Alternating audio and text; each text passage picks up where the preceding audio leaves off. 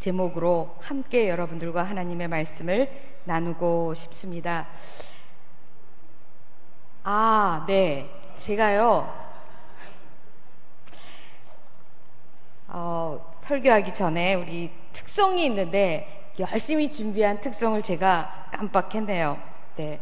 우리 구약 성경이 39권이 있고 신약 성경이 27권이 있는데 성경이 모두 중요하지만 신약 성경에서 로마서는 아주 중요한 기독교의 핵심 교리와 여러 중요한 신학 사상들이 많이 들어있는 책입니다. 로마서는 특별히 우리 신약 성경 27권 중에서 바울 선생님이 쓴 책이 무려 12권에서 13권이 됩니다.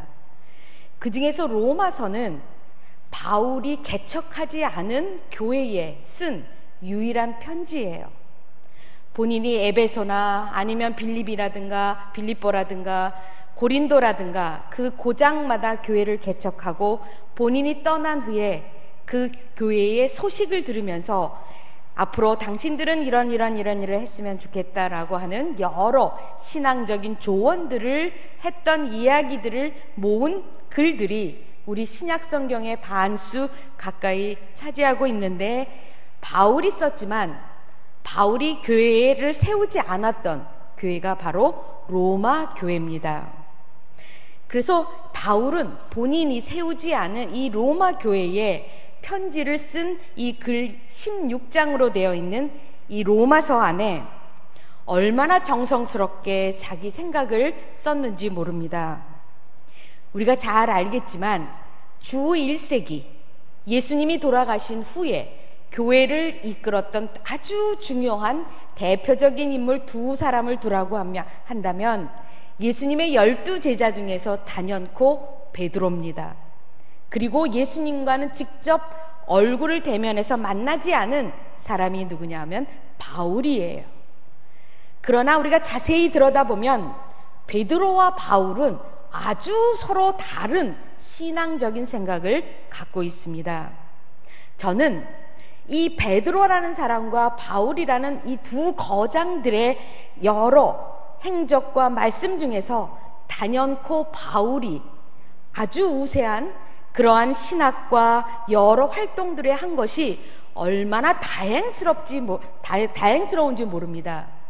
왜냐하면 이 두 사람이 똑같이 예수님은 하나님의 아들이고 예수님은 구원자이시고 메시아고 예수님만이 우리의 구원자라는 것을 똑같이 얘기하지만 방법이 달라요. 베드로는 예수님을 믿는 것은 좋은데 예수님만이 구원자이시지만 예수를 믿기 전에 유대교의 율법을 반드시 지켜야 된다라는 것을 강력하게 주장한 제자입니다. 반면에 바울은 예수님을 믿는 데 있어서 율법을 지키지 않아도 된다라고 그랬어요. 그래서 수많은 이방인들로 하여금 유대교의 율법을 지키지 않고도 예수를 믿으면 구원을 얻는다라는 강력한 신학을 아주 논리적으로 설명한 책이 바로 로마서입니다. 그래서 그 대표적으로 우리가 잘 알고 있는 말씀이 의인은 믿음으로 말미암아 살리라 라고 하는 것을 우리가 잘 알고 있어요. 이 얘기는 바울이, 그리고 16세기에는 마틴 루터라고 하는 종교개혁자가 바로 개신교를 구교에서 개혁하면서 의인은 믿음으로 말미암아 사는 것이지 우리가 율법이나 행동이나 공로로 구원을 얻는 게 아니다 라고 하는 것을 우리가 지금까지 실천할 수 있도록 했던 대표적인 예수님의 제자이면서 신학자이면서 모든 이의 핵심적인 인물이 바로 바울입니다. 그래서 정말로 우리가 신약 성경을 잘 이해하려면, 기독교에 대해서 잘 이해하려면 복음서와 함께 로마서를 잘 이해해야 돼요. 바울은 로마서에서 두 가지를 얘기하고 있습니다. 모두 16장까지 짧은 글이에요. 그러나 첫 장부터 굉장히 어렵습니다. 그래서 똑같은 성경이지만 로마서를 읽을 때는 한 절 한 절이 굉장히 많은 공부를 해야만 이해할 수 있는, 제가 신학교 다니면서 공부했던 여러 과목들 중에서 여전히 어려운 책을 하나 꼽으라고 얘기한다면 로마서예요. 그리고 요한계시록입니다.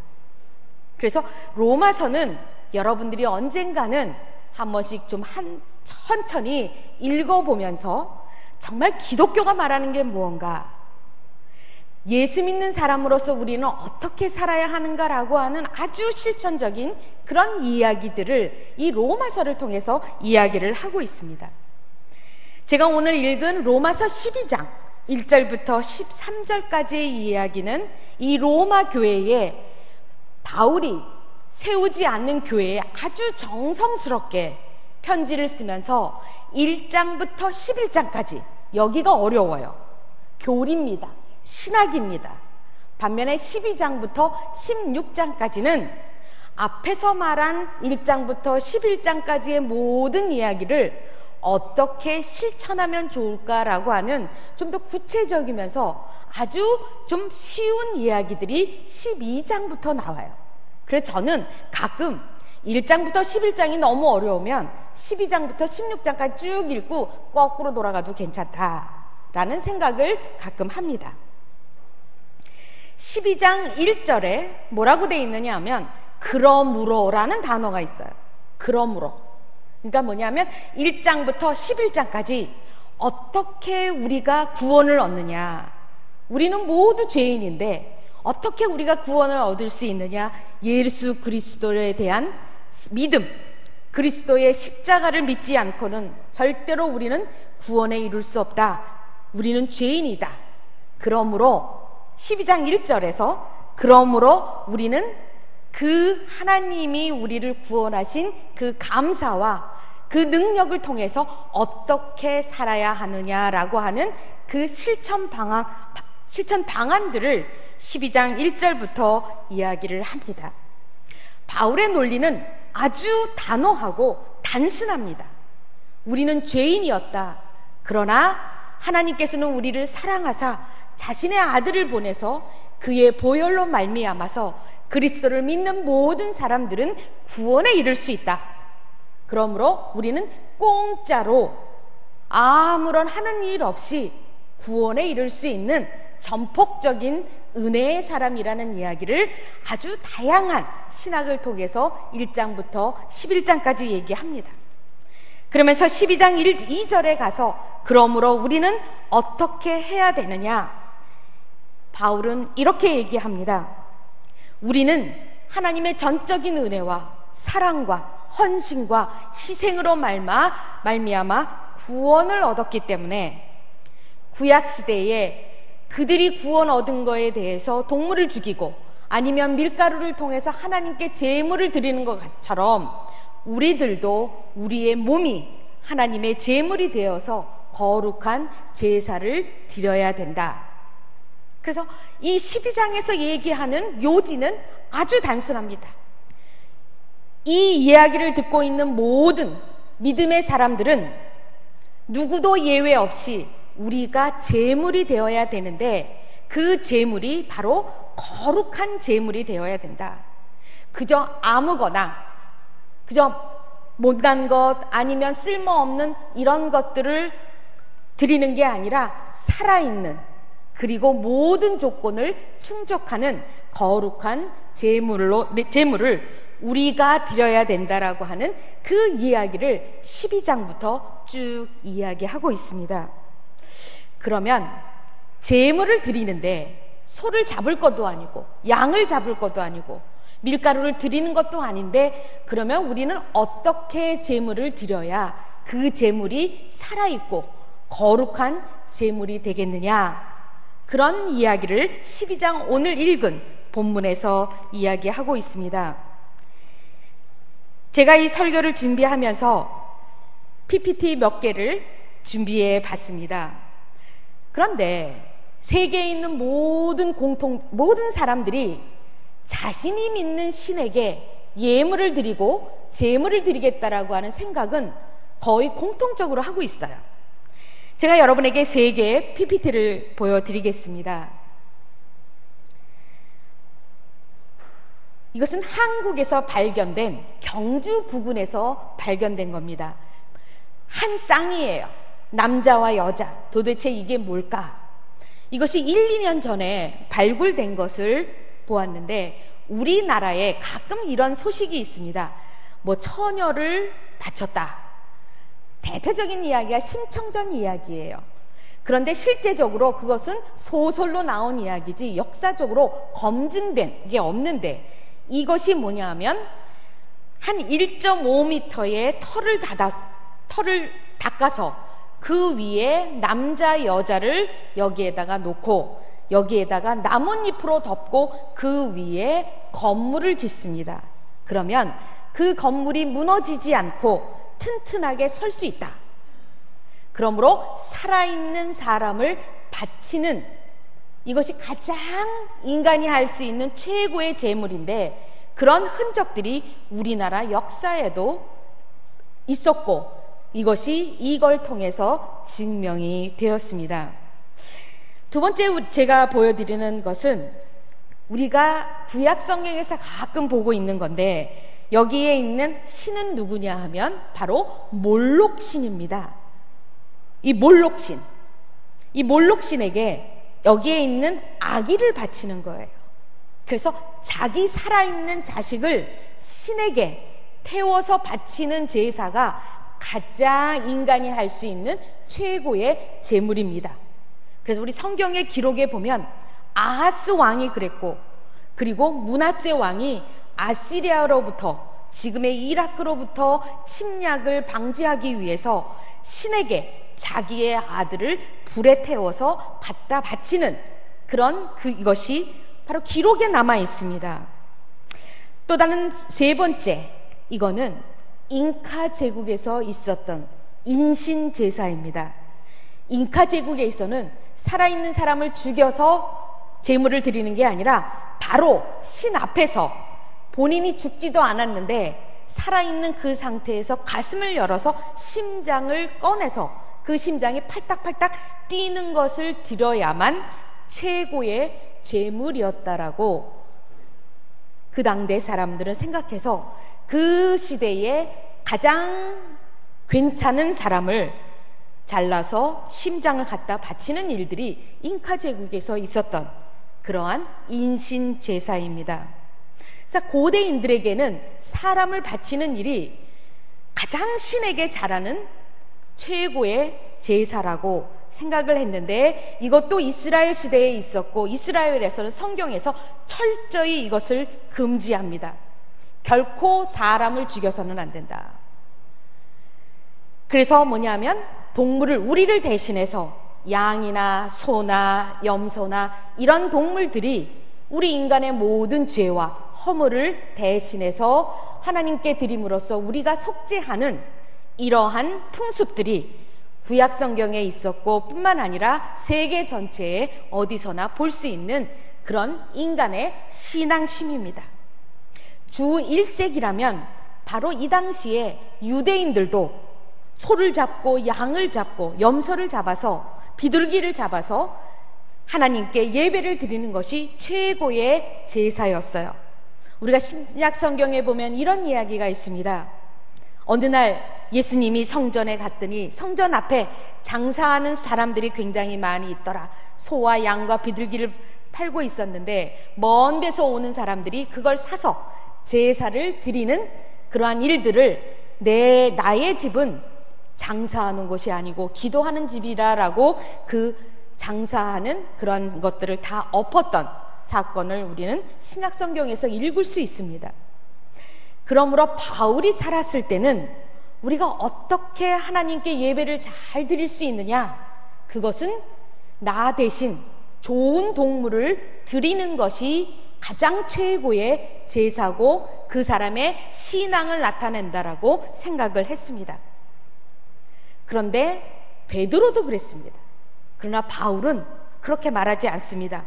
오늘 우리에게 이야기하는 것은 뭐냐면 거룩한 산 제물을 드려라. 바로 이것이야말로 최고의 영적 예배라고 이야기하면서, 그 영적 예배는 나를 죽여서, 인간을 죽이거나 아니면 내 자식을 죽이거나 아니면 누군가를, 사람을 죽여서 드리는 것이 아니라 우리 자신을 드리는데, 우리의 생명을 드리는 것이 아니라 우리의 삶의 태도와 우리의 모든 생각과 우리가 하고 있는 어떤 행동을 바꾸지 않으면 이 세상 사람과 똑같이 살아가는 한 우리는 거룩한 산 제물이 될 수 없다라고 바울 선생님은 이야기합니다. 그 당시는 로마 시대예요. 우리가 잘 아는 대로 로마 시대는 유대인들과 굉장히 다른, 이방신들을 많이 섬겼을 뿐만 아니라 윤리적으로나 모든 면에서 이스라엘과는 굉장히 많은 차이를 보였습니다. 그래서 바울은 늘 얘기해요. 이 세대를 본받지 말라. 그리고 이 세대가 추구하는 생활 양식이라든가 유행이라든가 이런 것들을 따르지 말라라고 이야기를 합니다. 그러나 이 세대랑 벗어나서 혼자 산중에서 나만 옳고 나만 거룩한 그러한 분리된 것을 이야기하지 않습니다. 바로 3절부터 13절까지 어떻게 하면 우리는 거룩한 산 제물을 드릴 수 있느냐라고 이야기했을 때, 우리 모두는 하나님의 교회로서 하나님의 교회에 구성된 한 사람 한 사람은 바로 하나님께서 우리 모두에게 은사를 주셨다라고 이야기를 합니다. 가끔 우리는 이런 이야기를 해요. 어떤 사람이 굉장히 사람들에게 매력을 끌 수 있고 집중할 수 있는 무언 지도력이 갖고 있으면 이런 이야기를 합니다. 카리스마가 있다. 그래서 우리 카리스마는 한글도 아니고 영어도 아니고 사실은 헬라어예요. 근데 헬라어가 영어로 쓰이고 우리는 그 영어를 마치 내 말처럼 쓰입니다. 그러나 이 카리스마라고 하는 원래의 뜻은 뭐냐면 선물이라는 뜻이에요. 은사라는 뜻입니다. 사람들마다 다 똑같이 은사를 주셨다. 누구나 할 거 없이 어떤 일이라도, 그러면서 여기에서 갖고 있는 은사라고 하는 것이 무엇일까?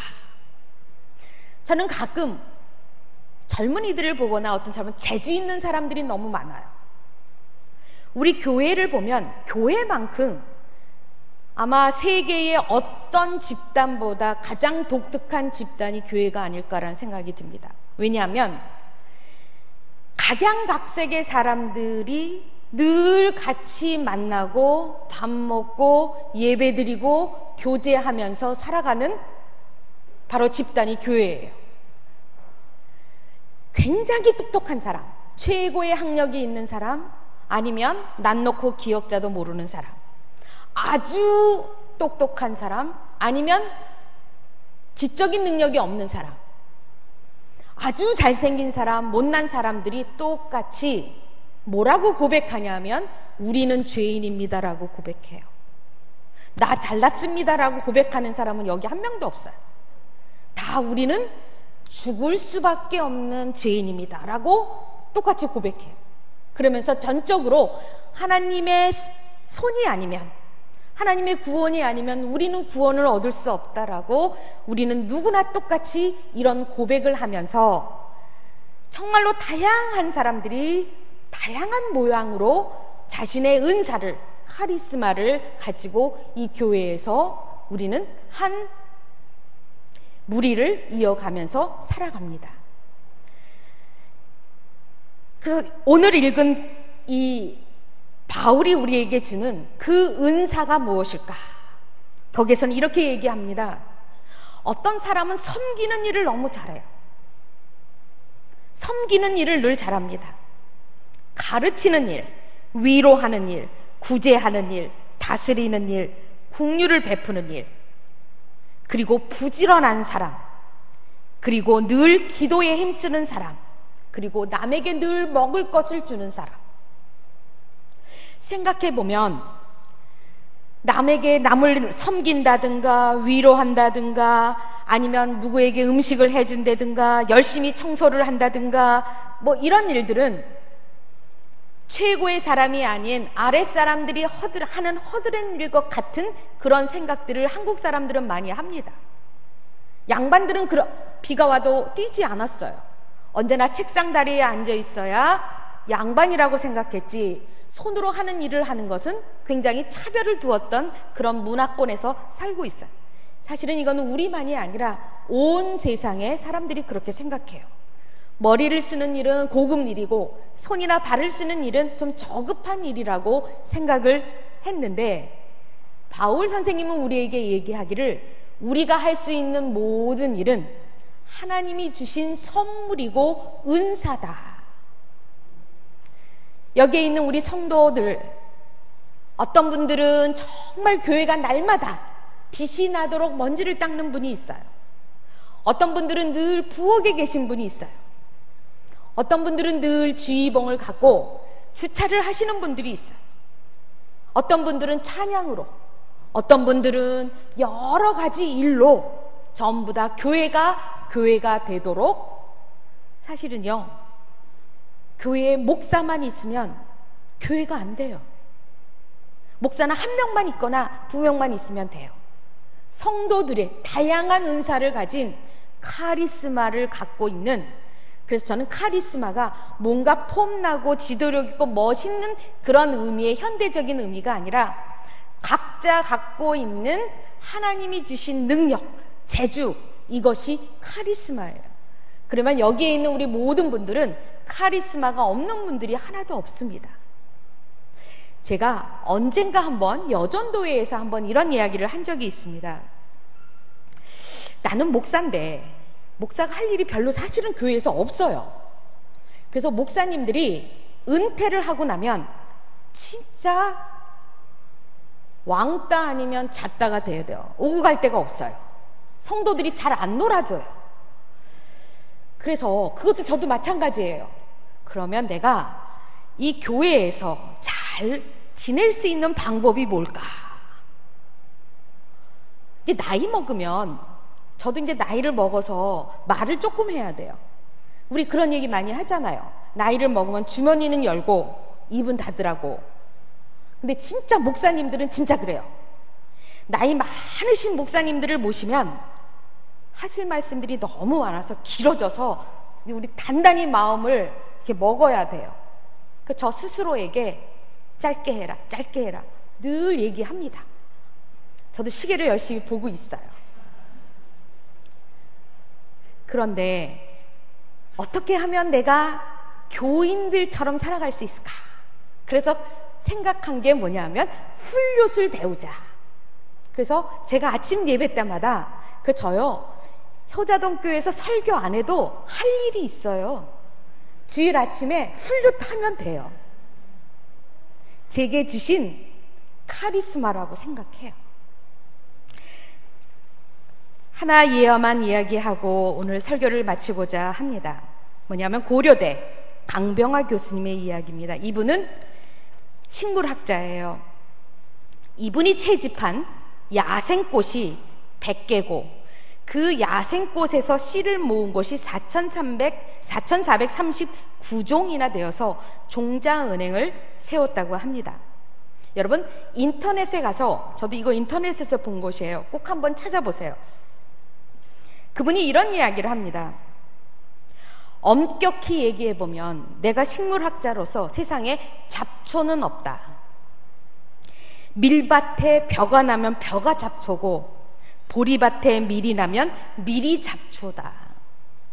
상황에 따라 잡초가 될 수도 있고 상황에 따라 이것이 약초가 될 수 있는 것이지 잡초가 따로 있는 것이 아니다 라고 얘기를 하면서 사람도 똑같다라고 이야기합니다. 있어야 할 곳에 내가 있으면 그분은 필요한 사람이고 산삼보다 귀한 사람이고 뻗어야 할 자리가 아닌데 마음껏 다리를 뻗고 뭉개면 잡초 인생이 된다라고 얘기합니다. 그러면서 자신에게 주어진 그 은사, 이분이 은사라는 단어는 사용하지 않았지만 자신이 갖고 있는 어떤 기능이나 역할이나 능력이나 그것이 무엇이든 간에 그것을 통해서 자기 자리를 만들면 그곳이 바로 약초가 되고 그 자리가 가장 좋은 자리가 될 거다. 자신이 이 야생 풀꽃을 보면서 세상에 잡초는 없다라고 생각했다고.